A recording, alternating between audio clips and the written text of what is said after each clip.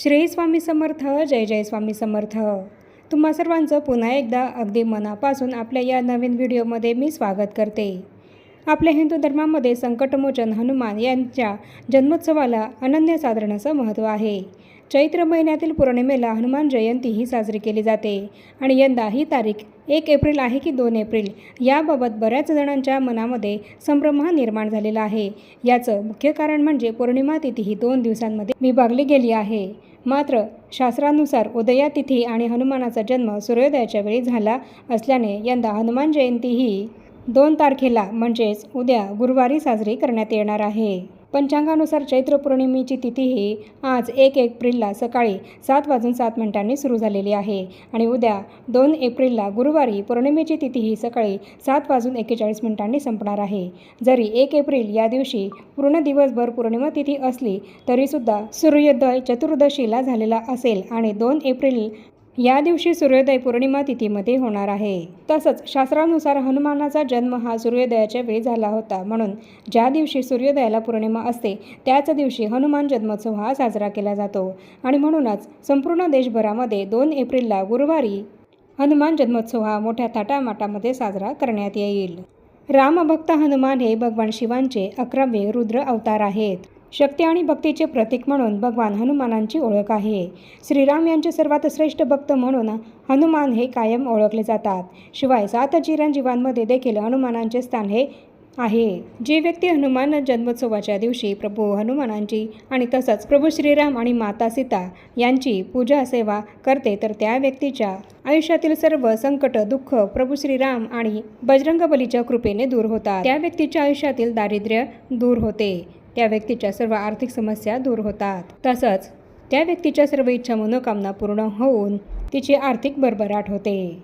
तर हनुमान जन्मोत्सवाच्या दिवशी जर आपण प्रभू हनुमानांची सेवा करण्यासोबतच काही प्रभावी उपाय केले तर त्याचे फळ हे आपल्याला अधिक पटीने मिळत असते. आणि म्हणूनच हनुमान जन्मोत्सवाच्या दिवशी उद्या आपल्याला प्रभू श्रीराम आणि हनुमान या दोघांची पूजा सेवा ही तर करायचीच आहे, पण त्यासोबतच विड्यांच्या पानांचा प्रभावी उपाय हा सुद्धा अवश्य करायचा आहे. उद्या हनुमान जयंतीच्या दिवशी जर तुम्ही विड्याच्या पानांचा हा उपाय कराल तर यामुळे तुमच्या आर्थिक अडचणी दूर होतील आणि तुमच्या सर्व इच्छा मनोकामना सुद्धा पूर्ण होतील. तुमच्यावर जर कर्ज झालं असेल तर तुमचं ते कर्जसुद्धा फिटेल. कर्जातून बाहेर निघण्याचा मार्ग हा सुद्धा तुम्हाला दिसेल. कष्ट आणि मेहनत ही तर आपल्याला करायची आहे. कष्ट करून मेहनत करून पैसे आपल्याला कमवायचेच आहेत, पण आपल्यावर जे काही कर्ज असेल तर ते कर्ज फिटण्यासाठी पैसे हे तर कमवायचे आहेत, पण त्यासोबत हे काही महत्त्वपूर्ण उपायसुद्धा आपल्याला महत्त्वपूर्ण तिथीला करायचे असतात, जेणेकरून आपल्यावर जे काही संकट असतील, आपल्याला ज्या काही आर्थिक अडचणी असतील तर त्या सर्व आर्थिक अडचणी आणि त्या सर्व समस्या दूर व्हाव्यात यासाठीच आपल्याला 11 विड्याच्या पानांचा अत्यंत प्रभावी उपाय हा करायचा आहे.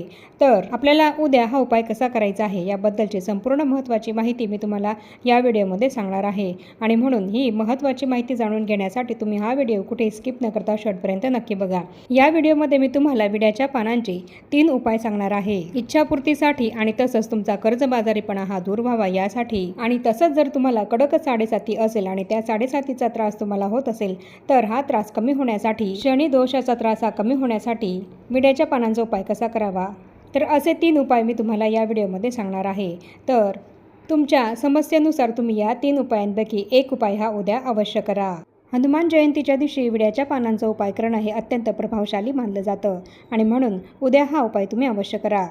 तर उद्या 11 विड्याची पानं आपल्याला घ्यायची आहे. अखंड 11 विड्याची पानं, कुठेही तुटलेली खराब झालेली अशी पानं न घेता अखंड आणि सुस्थितीमध्ये असलेली 11 विड्याची पानं ही आपल्याला घ्यायची आहे आणि त्या पानांवर शेंदूर आणि चमेलीच्या तेलाने आपल्याला जय श्रीराम हे लिहायचं आहे. ही विड्याची पानं तुम्हाला जिथे पूजेचं सामान मिळतं तर तिथून मिळून जातील, तिथून तुम्ही ती आणायची आहेत आणि ती पानं स्वच्छ आपल्याला धुवून पुसून घ्यायची आहे आणि त्या पानांवर शेंदूर आणि चमेलीचं तेल हे एकत्र करून जय श्रीराम असं लिहायचं आहे आणि त्या पानांचा आपल्याला हार हा तयार करायचा आहे आणि त्यानंतर तो मारुती रायाला आपल्याला अर्पण करायचा आहे. तर हा अत्यंत प्रभावी असा उपाय आहे.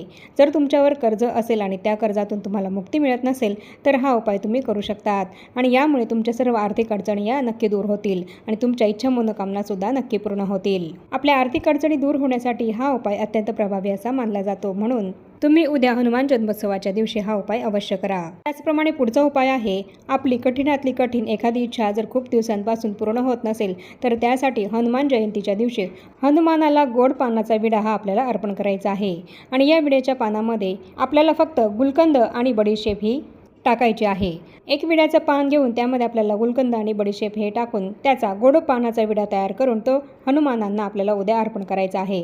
यामुळे आपल्यावर बजरंगबली हे अत्यंत प्रसन्न होतात आणि आपली सर्व संकटे दूर करतात आणि आपल्या सर्व इच्छा मनोकामनासुद्धा नक्की पूर्ण करतात। ज्याप्रमाणे आपण प्रभू हनुमानांना गोड पानाचा विडा हा अर्पण करत असतो, तर यामुळे प्रभू हनुमान हे आपल्यावर अत्याधिक प्रसन्न होऊन आपल्या जीवनातल्या सर्व समस्या संकट अडचणी दूर करून आपल्या इच्छा मनोकामना पूर्ण करून आपल्या जीवनामध्ये सुद्धा गोड वाहन निर्माण करत असतात। आणि म्हणून उद्या असा हा गोड पानाचा विडा तुम्ही उद्या हनुमानांना जरूर अर्पण करा। आणि आपला पुढचा उपाय आहे कर्जमुक्तीसाठी।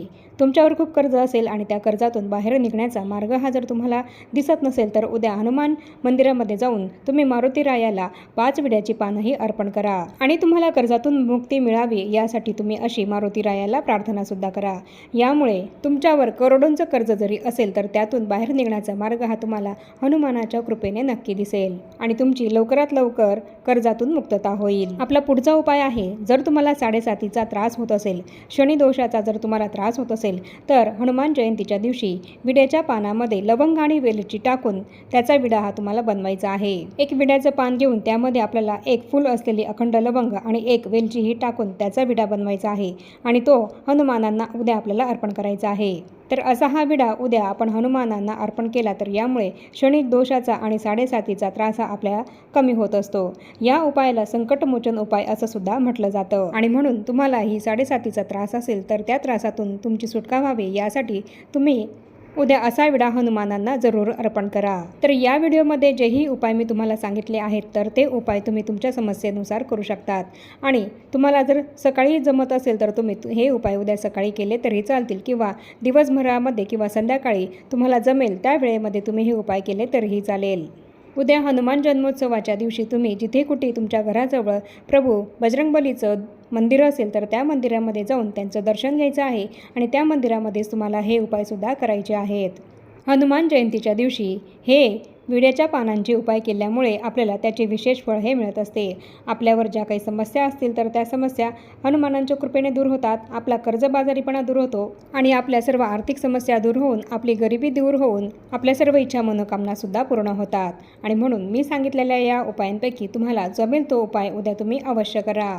त्याचप्रमाणे उद्या हनुमान चालिसाचं पठणसुद्धा अवश्य करा, रामरक्षा स्तोत्राचं पठण करा आणि तसंच मारुती स्तोत्र हे सुद्धा अवश्य पठण करा। प्रभू बजरंगबली हे संकटमोचक आहेत आणि आजही ते आपल्या सर्व भक्तांची संकट दुःख हे दूर करत असतात। आणि म्हणूनच आपल्याही आयुष्यातील सर्व संकट दुःख दूर होण्यासाठी, आपली आर्थिक भरभराट होण्यासाठी आपल्याला उद्या हनुमानांच्या सेवेसोबतच हे विड्याच्या पानांचे प्रभावी उपायसुद्धा अवश्य करायचे आहेत। या उपायांचा बऱ्याच जणांना अनुभव आलेला आहे आणि तुम्हालाही ज्या समस्या असतील तर त्यानुसार तुम्ही विड्याच्या पानांचा प्रभावी उपाय हा अवश्य करा। तुम्हाला सुद्धा या उपायाचा अनुभव हा नक्की येईल आणि म्हणून हे उपाय तुम्ही अवश्य करून बघा। आणि आता या छोट्याशा माहितीसह आपण आपला आजचा हा व्हिडिओ इथेच थांबवूया। चॅनलवर जर तुम्ही पहिल्यांदाच आला असाल तर चॅनलला जरूर सबस्क्राईब करा आणि या व्हिडिओला जास्तीत जास्त लाईक आणि शेअरसुद्धा नक्की करा। आणि भेटूया पुन्हा अशाच नवीन एका माहितीपूर्ण आणि महत्त्वपूर्ण व्हिडिओसोबत। तोपर्यंत सर्वांना श्री स्वामी समर्थ।